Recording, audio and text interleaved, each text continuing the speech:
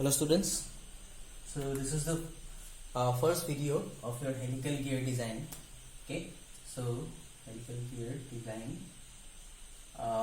the basic theory parts and I can say the relevant terminologies of helical gear that we have already studied in the state theory of machines. We will be talking about the design, okay, and how to actually derive all the relationships based on spar gear relationships that we have already did in previous videos, okay, that we have learned. So you see, helical gear is something where the teeth are at an angle, right? This is the helical gear 3D view I have shown. So here we have, see, for a spar gear, if I show a spar gear, okay, like this, then teeth are straight, okay, these are the teeth, let's say the black ones are the teeth. So this is the axis, okay? So teeth are straight, okay, and they are parallel to axis. And whereas in a helical gear, if you show the helical gear here, these are the teeth, okay? So this is one, okay, another one is there like this in opposite direction. These type of helical gears is shown here. So this is known as right-handed helix, okay? So you can think like this is writing with your right hand and placing the right hand along with that your hand. If you draw a line, so this is right-handed helix, okay, like this. And this the opposite one is left-handed helix. So these are the two types of helical gear. Now one thing, right-handed helix can only mesh with left-handed helix and vice versa. Okay, they cannot mesh with the same type. Right-handed can mesh with right-handed and left-handed cannot mesh with left-handed. Okay, so that is one thing. Next, here also we have that concept of the smaller one is called pinion, large one is gear for all the gears, right? Okay, now this angle here, this angle which is made with your axis, or any line which is parallel to the axis, that is known as helix angle. Okay, this is shown here. Okay, this is the helix angle. Okay, for all the teeth, the angle should be same. Okay, and one more thing, helix angle for right-handed and helix angle for left-handed should be same. Okay, that is also very important. Okay. Now, all right. So advantages of helical gears using over spar gear is they are quieter in operation. Okay, the noise is very less, even if it runs very fast. Okay, that is something very advantageous. Okay, also a load here in spar gear. Okay, you see, in all the, suppose two teeth are under they're in operation, they're touching each other. So at each and every point of the engaging teeth, okay, there will be forces. Two teeth are just coming to in contact with each other, and there will be a line contact. Whereas in helical gear, so this is the right-handed helix, another left-handed helical gear tooth will come, and they will mesh. They will start at one point and they will leave at the end. Okay, so gradual, you can say gradual connection of load will take place in helical gear, right? Okay, now we will see look at some terminologies of an helical gear. Now see, if I look from the top here, okay, the top side, or from this side, from your angle, this side, and I draw this thing, okay, and this is rotating this here and placing it here. If I draw it, right, then it will look like this, right? Because just taking this gear like this, okay, placing it here. There are more, you can say, number of teeth. I have not shown. 3 are there. So these are the teeth, right? So now see, they have this is the, you can say, this is an some line, okay, maybe the axis, okay, and the teeth, they are making an angle of equal to helix angle. This is called helix angle, along with making the angle with your axis, okay, this one. So this is your helical, you can say, helix angle.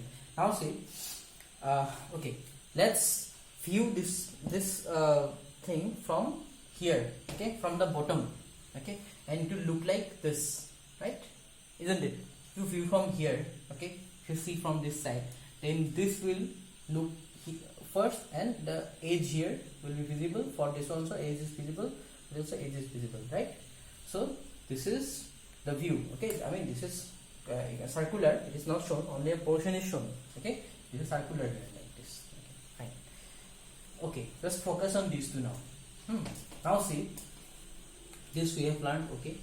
This angle here is called your transverse pressure angle, okay. This angle is called transverse pressure angle. From the, I mean, just by looking parallel to the axis, if you say. So this is the axis, right? You're looking from this side, right? This side, right? Even this side. That is what is the view here, okay. When you look parallel to your axis of the gear, then we see the pressure angle. I mean, the pressure angle that we see is called your alpha, is called your transverse pressure angle. Transverse pressure angle, okay, fine.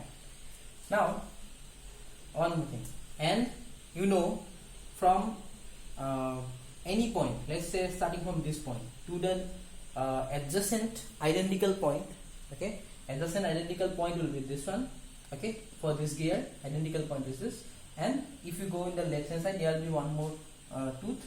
There also will have that kind of identical point, okay. From any point of the gear to the next adjacent identical point, the distance is called the pitch, okay. So this is the pitch, but here we call it transverse pitch, okay. Transverse pitch in helical gear, right? Okay, so this P is written as transverse pitch. From here to here also it is transverse pitch, okay. From this point to this point it is transverse pitch. From this point to this point also it is transverse pitch, okay, fine. Now we have learned about this transverse and pressure angle transverse pitch, okay. Now what you do, now you are just looking here at I mean, along the axis, okay. This is the axis, okay. Along the axis you are looking. Now you go parallel to the helix angle here, somewhere here, okay. I mean, now you are in a position where you don't see these edges, okay. I mean, you are parallel to the teeth, okay, all the teeth. You are I mean, you were here previously, suppose, okay. This is your position, okay. This is your position, right? Now you were viewing these edges also.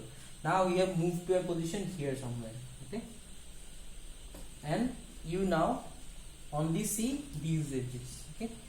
I mean, and one more thing, your new position, if you draw a line like this, they will be parallel to all the your helix, all the teeth, right? And this angle here is 90 degree. I mean, you can also think like there is a line where we have cut it, okay, and we have viewed from this side. In your book it is explained like that. There is a cutting plane, okay, at 90 degrees to all the teeth, right? From after cutting it, you view from this side, right? That is also is okay. Now after cutting, using this plane, we just project it here, and we can see all the teeth like this. I mean, it is just inverted and shown here. If you view, I mean, if you just invert in the opposite manner, it will look like this, okay. Both way I have shown, right? So from inverted view is given in a book, okay. So after inverting, and if you just, I mean, when you look parallel to all the teeth, okay, then the pressure angle here you measure, and that pressure angle is known as normal pressure angle, okay. It is known as alpha n, or normal pressure angle, okay. Okay, and here also, if you have a look at I mean, now this from here to here, now see, if you measure from this point to this point here, okay, previously you were measuring from this point to this point, right? Okay, this was your what, transverse pitch. Now measure along this line, okay, which is perpendicular to the teeth, okay, this one EN. So this will be your normal pitch, okay, and is the normal pitch, okay, fine. Understood? So these are some important terminologies. Other things you can derive from these. Okay. Similarly, your transverse module, M is known as transverse module. Okay, for this, and for our calculation, we derive another module from this one, transverse module, for the for our application, that is called your normal module. Okay, whenever we have n written here, that is normal module, and without n is transverse module. Okay, now using these you can find out these things. Normal pitch, okay, that normal pitch is related to transverse pitch, and if you multiply with a cos psi term, okay, psi is your helix angle. Okay, normally the helix angle is 20 degree, psi is another 20 degree. So cos of psi, cos of 20 degree multiplied by p gives you normal pitch. Okay, normal module also, this normal module can be found by multiplying cos of psi similarly. Okay, and the pitch circle diameter for this gear, okay, can be found, see, from this one, m equal to what, d by z. Okay, you know this formula, right? So m is your normal, your transverse module. If you put this one here, okay, m equal to mn by cos psi, so mn by cos of psi. So from here, d equals to z into mn into cos of psi.